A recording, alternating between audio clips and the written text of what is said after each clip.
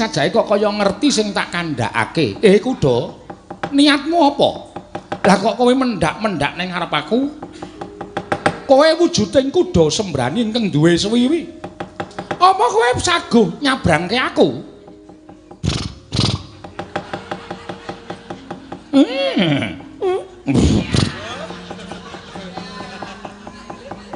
Lho wangune kaya ngerti sing tak kandhakake iki.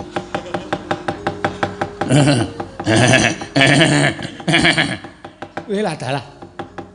Lah kok malah saya nyaket. Lho.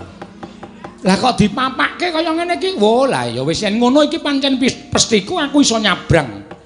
Segara anakan iki kanthi nite kuda iki ya, kuda. Yen pancen kowe kepengin nyabrangake kelawan aku, kowe tak tumpaki sabrangna Kumbayana. Ya, iya tak tumpaki, jaran tak tumpaki.